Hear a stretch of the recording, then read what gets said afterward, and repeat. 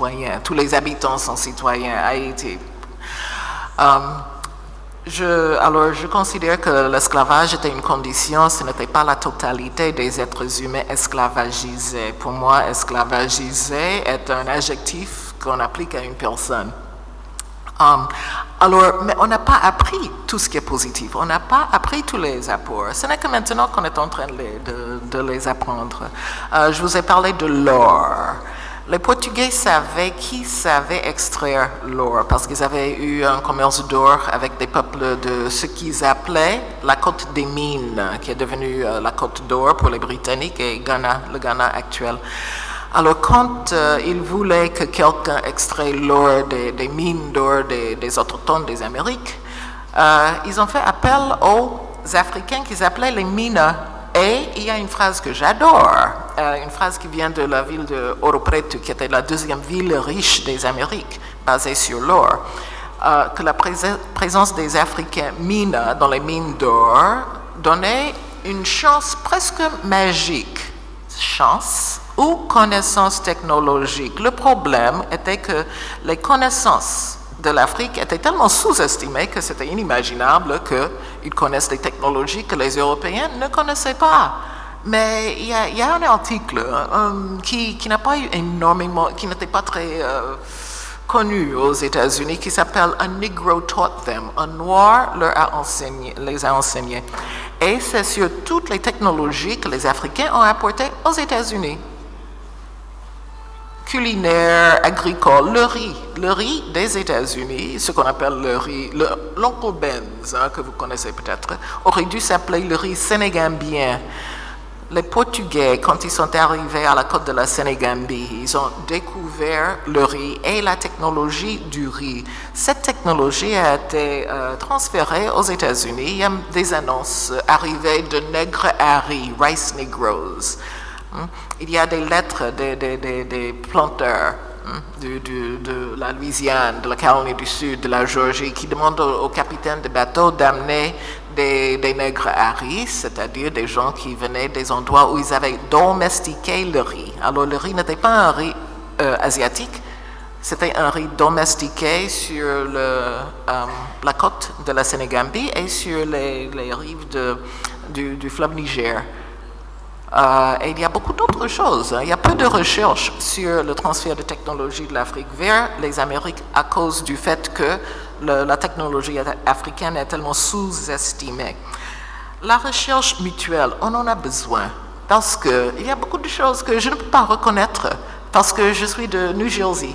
Mais je suis certaine qu'un Africain de l'Afrique centrale reconnaîtrait, par exemple, j'étais en Équateur, sur la côte pacifique d'Amérique du Sud. J'imagine que quand vous pensez aux afrodescendants, vous ne pensez pas aux afro-équatoriens. Bien que j'ai rencontré des gens qui s'appellent Tchala, Congo, plein de Congo. Ils jouent un instrument qui s'appelle marimba et ils racontent des histoires de la sirène avec le peigne doré qui vit dans le fleuve à côté. Et il n'y a pas de miscégenation, il n'y a pas de métissage. Alors, j'ai montré mes images d'Équateur à des Africains et chaque Africain a dit « Ah, ça c'est chez moi ». Et je dis « Non, c'est pas chez vous. Ah non, toi tu ne sais pas, tu es des États-Unis, tu ne sais pas ». Et je dis « Sauf que moi j'étais derrière la caméra, je sais ». Alors, ils ont un instrument de pêche, ce genre de panneau que le poisson entre et il ne peut pas sortir. Et dans le petit village de Playa de Oro, plage dorée, cet instrument s'appelle katanga. Katanga. Alors, j'imagine que vous pourriez reconnaître plein de choses que moi je ne reconnais pas parce que je suis de New Jersey, pas de l'Afrique centrale. Alors, on a vraiment besoin de recherches collaboratrices sur ça. La conceptualisation du monde, moi, en faisant mes recherches, moi, j'ai trouvé que j'ai une conception afrogénique du monde qui émane de mes expériences comme afrodescendante et de mes recherches sur l'Afrique et la continuité culturelle entre l'Afrique et la diaspora africaine. Et je suis absolument d'accord qu'on a besoin d'un point de vue qui ne passe pas par les yeux d'un autre. Et Galvey, oui. C'est lui qui a trouvé que le Négus était le sauveur ou est-ce que c'était plutôt les Rastas? Je ne sais pas, mais je ne pense pas que dans la diaspora, il y ait un leader qui pense ou qui nous dise qu'il y a un sauveur qui viendra de l'Afrique maintenant. Autant que je sache, il n'y en a pas, mais nous sommes nombreux et la diaspora est grande, alors il se peut qu'il y ait cette idée. Merci. Merci, Sheila. D'autres interventions? Oui, oh là là, je suis très content parce que maintenant, on se réveille. Et j'ai du mal à choisir. Bon, d'abord, celui qui est debout au fond, et puis je viens ici où il y a beaucoup de collègues qui veulent intervenir. Soyez s'il vous plaît, précis, court, et allez-y. Apportez-lui le micro, s'il vous plaît. Merci pour le micro. Ah, madame, j'ai donné le micro à celui qui était debout. Je m'excuse. Hein. Vous allez prendre la parole après.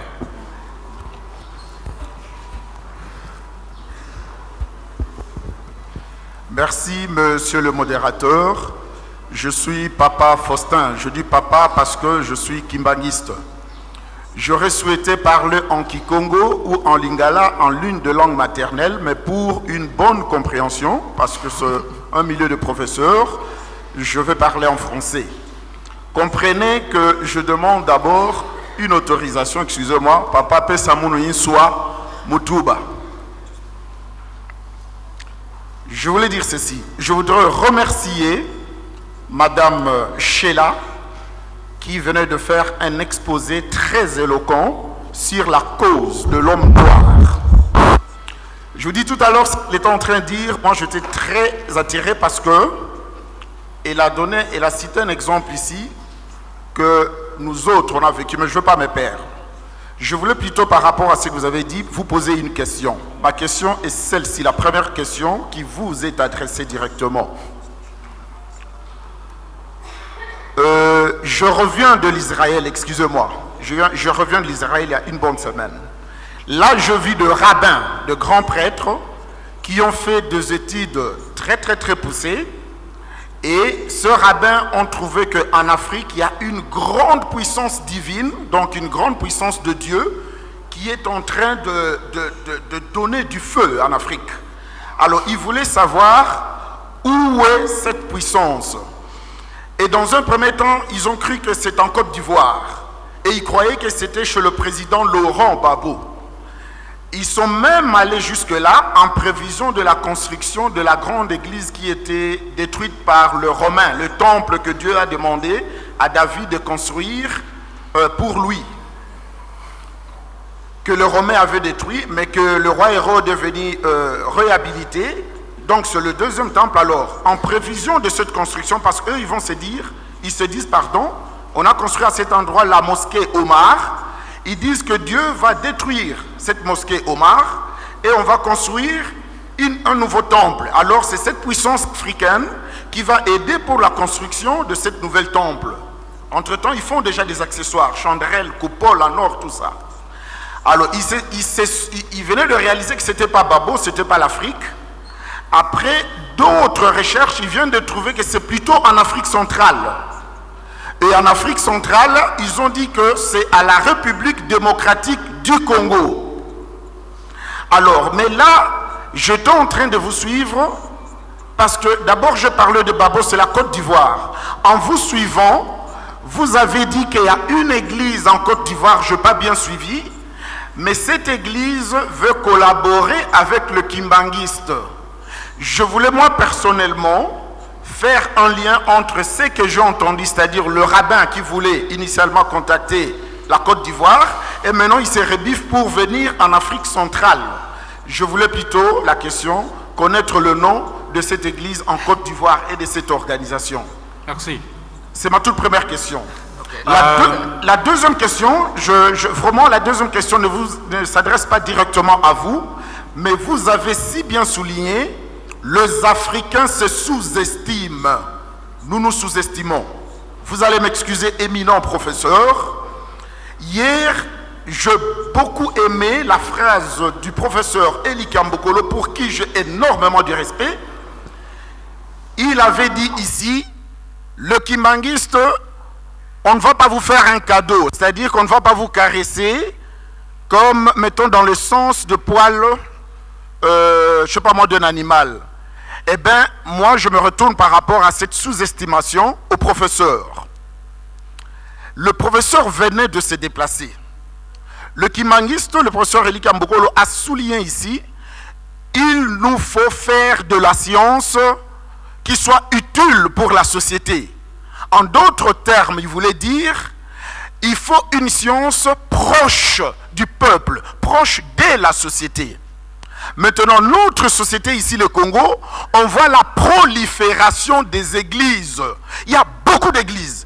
Donc, ce que nous attendons de vous, professeurs, le métier des professeurs, excusez-moi, je ne suis pas professeur, mais excusez-moi, je fais l'Université libre de Bruxelles. Le métier de professeur, moi je me dis, ça a une vocation d'enseigner et une vocation de recherche. C'est dans cette optique que je voulais dire, ça sera un peu triste qu'on passe tout ce temps, qu'on puisse nous parler du miracle de Simon Kimbangu, l'homme, ses œuvres et tout, parce que ça on connaît, on a lu dans les livres et tout. Pour sortir de cette sous-estimation, allons au-delà de tout ce que nous connaissons sur Simon Kimbangu. C'est-à-dire, moi je pars d'un petit exemple, les similitudes. Hier, il y a une dame qui avait donné un exposé que j'ai beaucoup, Madame Émile Zola. Alors, dans son exposé, elle est en train de dire, je vais rentrer dans ces similitudes. Il a dit, Jésus-Christ a commencé son travail. S'il vous plaît, ne refaites pas une conférence. Merci, c'est gentil. Je pense qu'on a compris votre préoccupation et nous l'assumons. Ok, d'accord, merci. Non, ma question va venir justement. Ah, non, ça va. Excusez-moi, professeur, je vous en prie. Madame a dit qu'il y a quelqu'un qui a crié dans la salle, je dois parler. Moi, je crie, je dois parler. Excusez-moi. Non, mais il y a une présidence de débat. Si tous les collègues ne peuvent pas parler, ils seront frustrés. C'est très gentil, je vais m'arrêter là. C'est la dernière question. Le professeur Eli Kambokolo disait que Papa Simon, c'est le genre de phénomène qui vient une fois au monde et qui ne dure pas longtemps, qui disparaît. Il a cité un exemple Lumumba. Moi, je cite un exemple Jésus-Christ. Jésus-Christ est aussi un phénomène qui est venu, qui n'est pas resté longtemps, qui a disparu mystérieusement. Maintenant, je vais faire des similitudes entre Simon Kimbangu et Jésus-Christ. Jésus-Christ, j'ai appris ça ici à La Réunion, il a commencé son ministère à l'âge de 34 ans. Simon Kimbangu a commencé à l'âge de 30 ans. Simon Kimbangu était arrêté sous l'occupation romaine. S'il vous plaît, pardon, je m'excuse avec votre tout le respect que je vous dois. Voilà, ma question c'est celle-ci. Posez la question. Voilà, ma question est celle-ci. Au vu de ces similitudes, la question que le professeur a posée ici, finalement, qui est ce Simon Kimbangu? On aurait souhaité, au vu de ces similitudes, que nous faisions de recherche pour répondre à cette question. Simon Kimbangu, l'homme, qui est-il? Ok. Je vous remercie. Merci. Excusez-moi d'avoir abusé. Ok. Merci. Vous passez la parole à celle qui est debout, celle qui voulait parler tout à l'heure. Ensuite, je vais donner la parole à notre collègue qui vient de la Côte d'Ivoire. Peut-être qu'elle peut avoir des éléments de réponse déjà. On a une conférencière qui vient de la Côte d'Ivoire. Il y a plusieurs fois on a évoqué. Et puis, bon, plusieurs autres collègues vont devoir... Mais vraiment, en une minute, hein. Merci pour la parole. Je réponds au nom de l'île Zolo, de la presse kimbanguiste. Mes préoccupations vont droit à tous les éminents professeurs.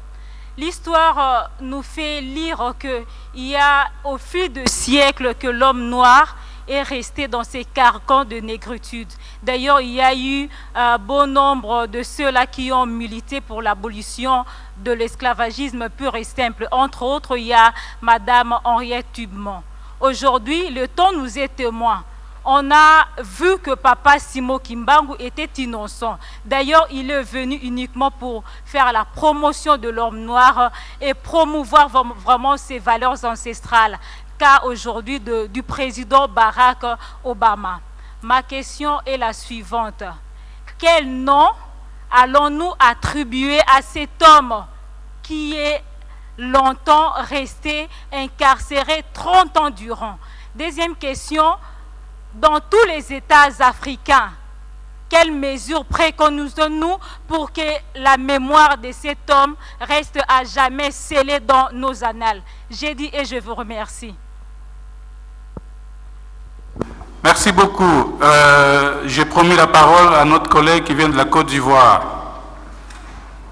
Je pense que c'est important parce qu'on a souvent beaucoup parlé de cette église ivoirienne. Peut-être qu'elle en sait quelque chose. En 2 minutes, hein, chers collègues. Oui, rapidement, je me présente, Hélène Koné. Je suis enseignante linguiste de formation. Actuellement, je suis aussi journaliste à la radio des Nations Unies en Côte d'Ivoire. Et j'apprécie la présence de Madame Sheila Walker.